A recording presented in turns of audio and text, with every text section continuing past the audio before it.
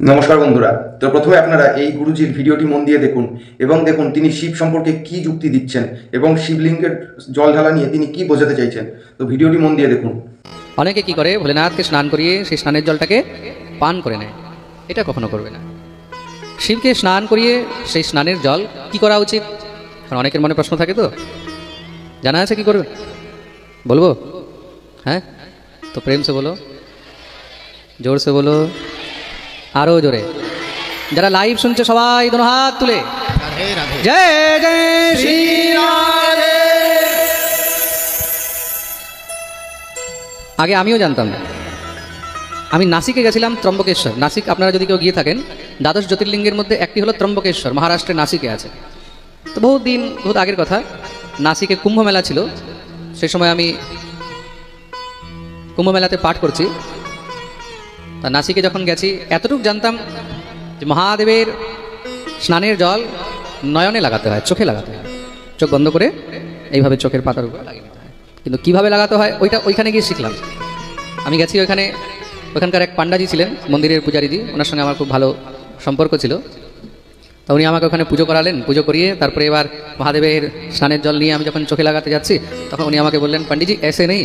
আমি বললাম তো ফির कैसे? বলে हम आपको दिखाते हैं। উনি এইভাবে আমাকে 3টি আঙুল করতে বললেন, এইভাবে। এটা হলো কি বলে এটাকে? হ্যাঁ, তর্জনী তো। আর এটা কনিষ্ঠা, অনামিকা নয়, এটা হলো কনিষ্ঠা। এটা হলো অঙ্গুষ্ঠ, এটাকে বলা হয় অঙ্গুষ্ঠ। হ্যাঁ, বুড়ো আঙুলটাকে বলা হয় অঙ্গুষ্ঠ। তর্জনী, মধ্যমা, অনামিকা, আর এটা কনিষ্ঠা। তর্জনী, কনিষ্ঠা আর বৃদ্ধ অঙ্গুষ্ঠ। হ্যাঁ, এই অঙ্গুষ্ঠ, এই 3টিকে এইভাবে নিয়ে মহাদেবের সেই জল স্পর্শ করে তৎপশ্চাৎ এবার এটাকে এইভাবে লাগাতে বলেছে। কেন? মহাদেব হলেন ত্রিনেত্রধারী। মহাদেব হলেন ত্রিনেত্রধারী। আর শিবের যে লিঙ্গ আছে, শিবলিঙ্গের মধ্যে ব্রহ্মা, বিষ্ণু, মহেশ্বর 3 জনার বাস হয়। খুব মন দিয়ে শুনবে, শিবলিঙ্গের মধ্যে শুধু শিব নয়, ব্রহ্মা, বিষ্ণু, মহেশ্বর 3 জনার বাস রয়েছে। ত্রিদলম ত্রিগুণাকারম ত্রিনেত্রম ত্রিধায়তম। তার জন্য মহাদেবের আমাদের সবার মধ্যেও কিন্তু 3য় নেত্র থাকে, জানেন? হ্যাঁ, যেটাকে আজকালকার ইংরেজি ভাষায়, নতুন ভাষায় বলে 6 সেন্স, বলে না, অমুক ব্যক্তির 6 সেন্স, ত্রিনেত্র। তা সেই ত্রিনেত্র খোলার সামর্থ্য রয়েছে মহাদেবের মধ্যে, আমাদের মধ্যে নেই। কুণ্ডলিনী যখন চক্র আমরা জাগ্রত করি ধ্যানের মাধ্যমে, তখন সেই 6 সেন্স, 3য় নেত্র আমাদের প্রস্ফুটিত হয়।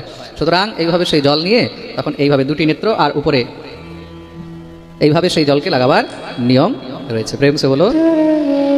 প্রথম কথা হলো, এটা তো আমি আপনাদেরকে আরও ডিটেলে বললাম, কিন্তু সহজ ভাষায় সবাই এটাই জেনে নেবে যে মহাদেবের চরণামৃত বা শিবকে স্নান করিয়ে জল পান করতে নেই, নয়নে লাগানো উচিত। কোথায়? 2টি চোখে লাগাবে। আর অনেকে এই জিনিসটা যদি ঠিক মতো না করতে পারে, না বুঝতে পারে, কোনো আপত্তি নেই। এটা হলো বিশেষ জিনিস, আলাদা, এক্সট্রা। কিন্তু সহজভাবে আপনারা এইভাবে চোখের মধ্যেও লাগাতে পারেন। প্রেম সে বলো। তো বন্ধুরা, আপনারা দেখলেন ভিডিওটা। তো শিব সম্পর্কে আপনাদের ধারণাটা কি? এই গুরুজির সাথে আপনাদের ধারণাটা কি মিলছে?